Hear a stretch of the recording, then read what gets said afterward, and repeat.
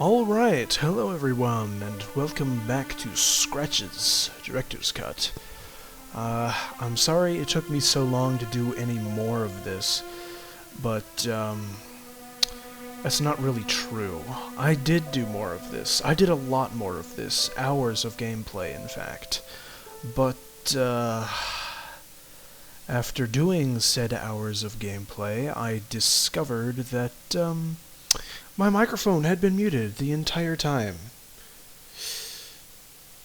Yeah, so, that sucks. A lot. Ugh. Well then, I started doing this Let's Play, and I'm gonna do it. No matter if I don't really want to do all this hour of gameplay again. I will anyway, because the internet deserves it. Not really. You guys don't deserve anything, but whatever. Okay, so I'm trying to remember where we left off.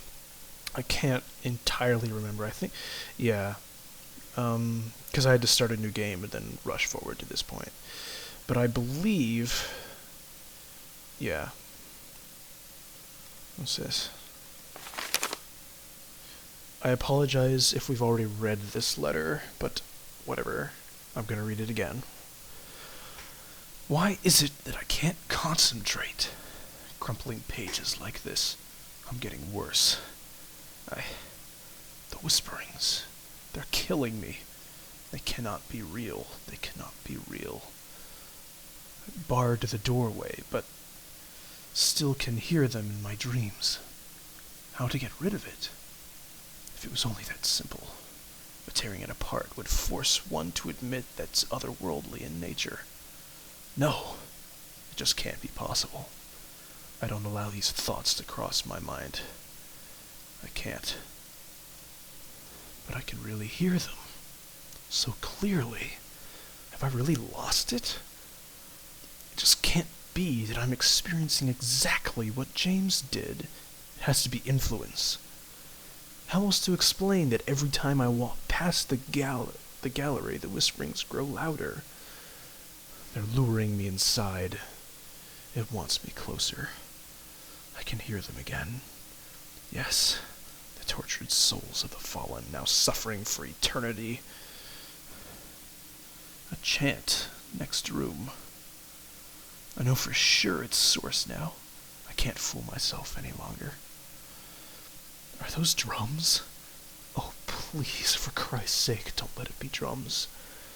I have to document this. I have to keep going. Because if James was right, may God have mercy on our souls. Barred the doorway. I wonder what had distressed the writers so much. So, that is the first sign that something is interesting in this house. Interesting indeed. Okay. Let's go over here. Put my suitcase here. What do we got? Jerry P. Carter, real estate agent. That was the person I was talking to on the phone downstairs. So we know his number now. That's good.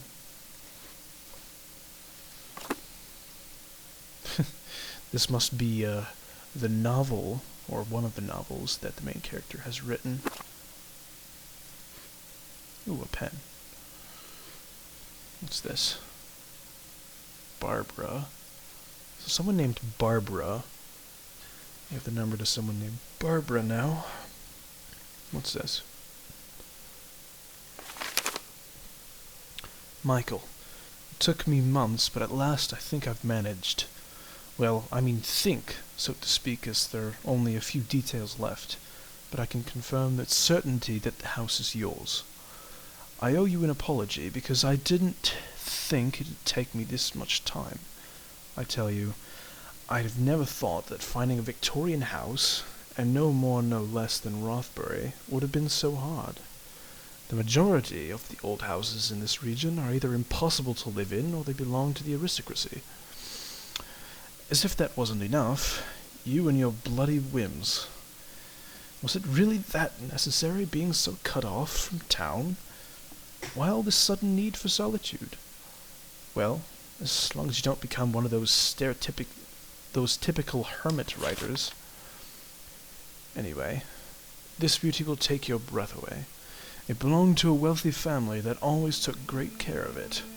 Around the mid-60s, it became the property of one person.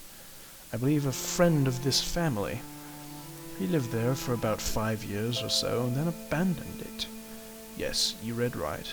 Abandoned it. As far as I know, this lunatic, a renowned doctor, spent his last days getting drunk in lousy bars before vanishing from the face of the earth. Why someone would do that is beyond me. The house then became the property of the National Trust, and, surprisingly enough, no one ever did anything about it. That is, until I rescued it from oblivion, of course.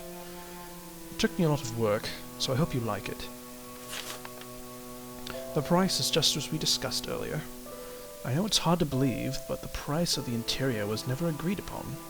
So, whatever you find inside, be it furniture or a long-lost remnant, it's yours. Just remember our deal. If you find anything of great value, you have to share it.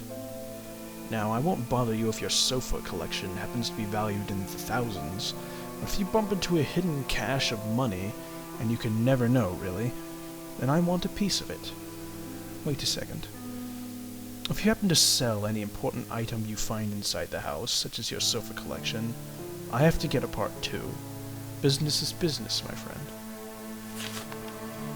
By the way, I sent 2 people over yesterday to clean it from top to bottom. 6 years without inhabitants must have left a nice coat of dust, don't you think? They couldn't do wonders, though, and you are going to need weeks to fully clean the place. Oh, they told me the house seems to have a rat problem, but you can't have it all. Should you need anything, don't hesitate to give me a call. Your friend, Jerry. So that was also a letter from the person that I talked to on the phone downstairs. So, a nice place. It would appear that one of its owners was a doctor. What's this? Oh, yeah, definitely a doctor. I grabbed the stethoscope, which seems to be about the only useful thing in the bag.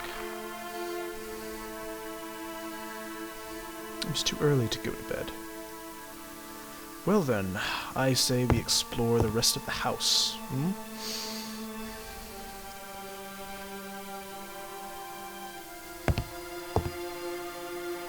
This place has really weird paintings. I mean, how could you even sleep in this room with that thing there? God damn, she's fugly.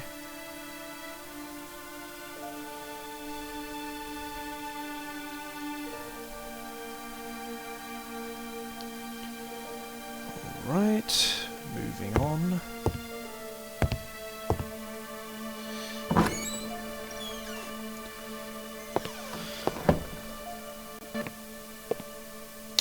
Okay, I think we've been in that room, but we haven't been in here.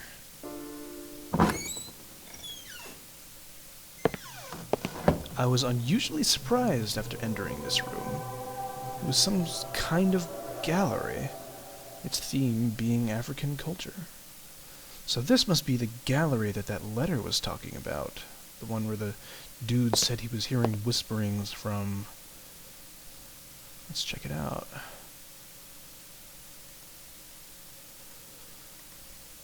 The lamp seemed to be broken beyond repair, probably the souvenir of a hazardous journey. What's this?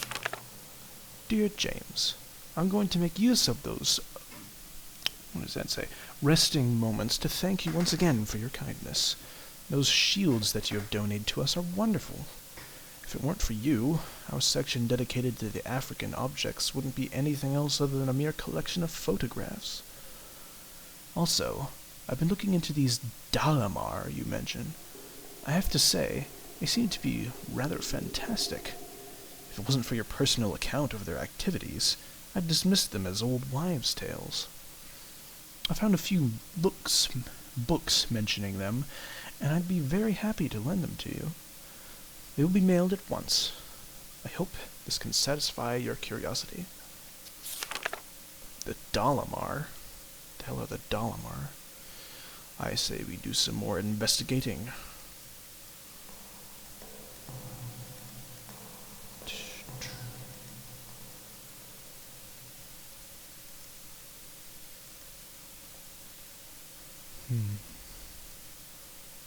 What is this? A pair of huge carved tusks were occupying the corner of the gallery. This display case was holding perhaps the most impressive items in the room.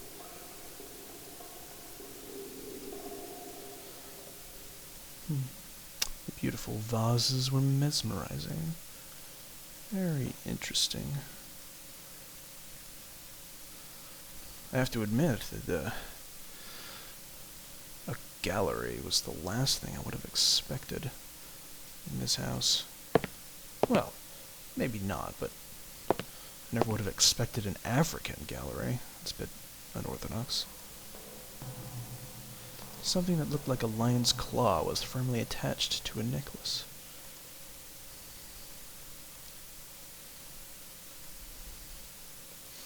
What are these? Masks. Cool masks. All those masks, they made me feel very uneasy. They seemed like they were guarding the room. Interesting. You know, this entire room is a little creepy, wouldn't you say? Just a... yeah, it is creepy.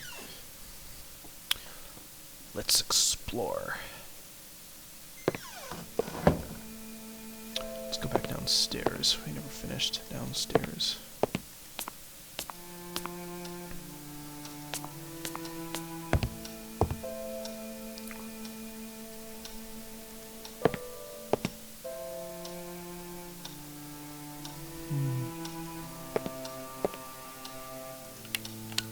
I intended to brighten up the whole place, but to my surprise, the lights wouldn't work. Great, so the power's out. That's wonderful.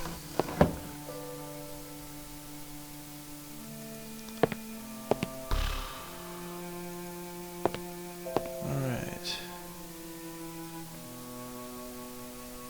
I'm gonna see you guys in the next video.